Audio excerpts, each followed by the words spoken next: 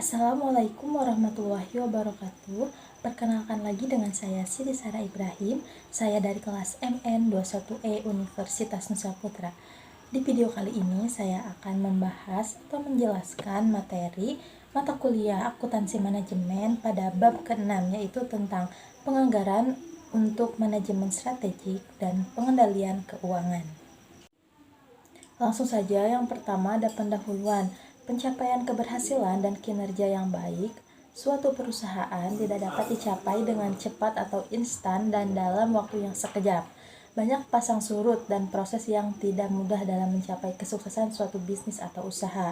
Nah, salah satu contoh perusahaan yang telah mengalami pasang surut dalam menjalankan sebuah bisnis atau usahanya itu adalah Lego. Nah, perusahaan mainan anak tersebut pernah mengalami kesulitan keuangan di tahun 2000 yang disebabkan perusahaan tersebut gagal bersaing dan lemahnya inovasi sehingga produknya kurang diminati. Nah, namun Lego kembali bangkit di tahun 2004, di mana Lego melakukan inovasi dengan menggandeng perusahaan entertainment yang kemudian meluncurkan produk video games dan film Lego menurut Zoe pada tahun 2022. Selanjutnya, merujuk pada fenomena-fenomena perusahaan besar yang telah mengalami pasang surut di atas, maka salah satu aspek penting dalam menjaga keberlangsungan usaha adalah adanya proses tata kelola yang meliputi penganggaran, manajemen strategik, dan pengendalian. Nah, lebih lanjut, menurut Adhikara pada tahun 2022 dan Bergman pada tahun 2020, ketiga aspek tersebut memiliki peran penting dalam menjaga keberlangsungan perusahaan, sehingga perusahaan dapat mempertahankan kinerjanya sesuai dengan ekspektasi investor dan seluruh stakeholder. Nah, yang pertama, budgeting atau penganggaran. Nah, budgeting atau penganggaran ini untuk memastikan pembayaran gaji dari karyawan tersebut, maka suatu perusahaan perlu melakukan penganggaran, perencanaan, dan mengendalikan mekanisme bagaimana perusahaan tersebut dapat mengelola pemasukan dan pengeluaran sehingga mampu membayar upah dan gaji seluruh karyawannya pada saat itu tempo.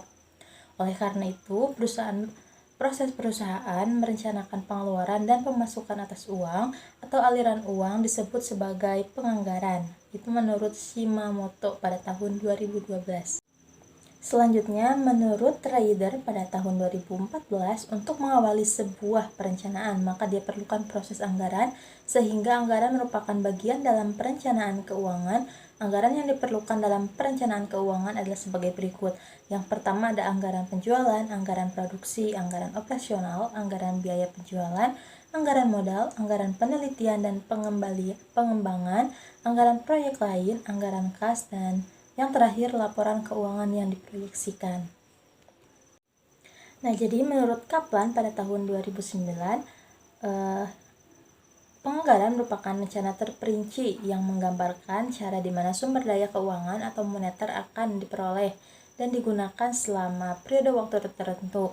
Anggaran harus menjadi manifestasi dari rencana kuantitatif dan rencana strategis pada tahun yang akan datang. Nah, berdasarkan jenis-jenis anggaran dan definisi dari anggaran tersebut, maka keuntungan dari penerapan anggaran dan perencanaan yang efektif menurut Lydia pada tahun 2014 dan Osim et al. pada tahun 2017 adalah sebagai berikut.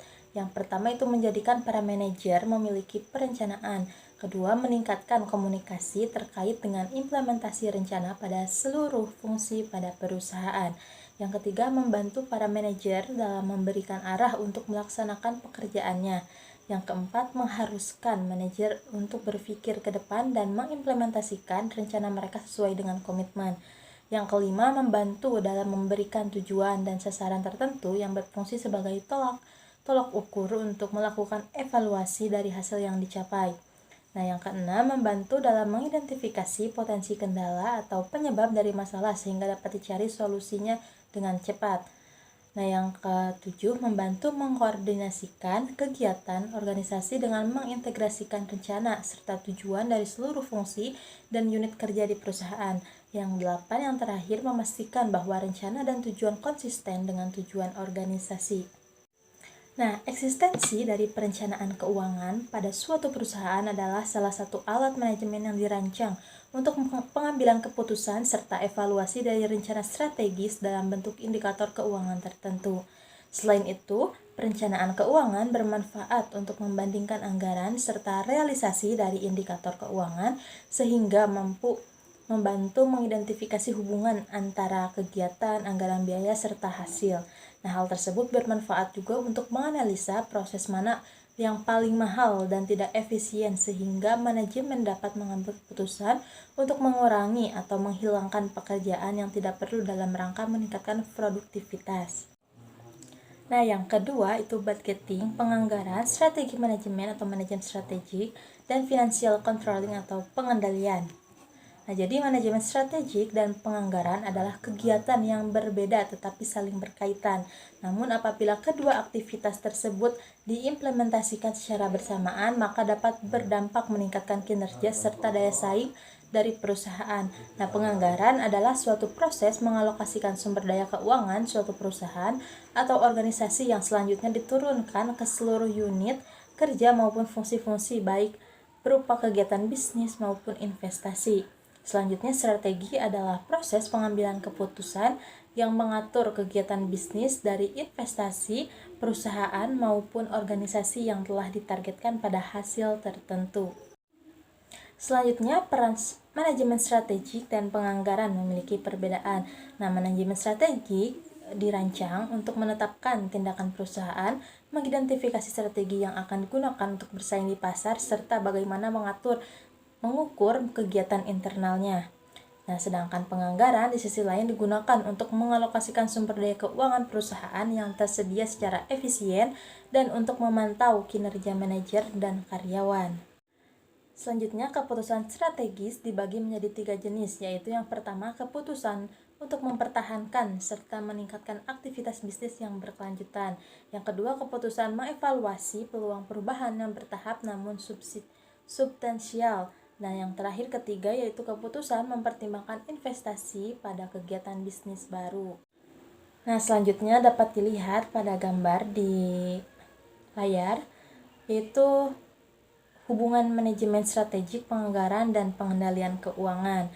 Nah, jadi berdasarkan gambar, atas proses dari manajemen strategik adalah penyusunan perencanaan yang disesuaikan dengan kebutuhan perusahaan, dan outcome dari manajemen strategik adalah implementasi dari strategi serta bagaimana taktiknya. Sedangkan manajemen keuangan meliputi proses penganggaran yang disesuaikan dengan kebutuhan serta perencanaan berdasarkan tujuannya.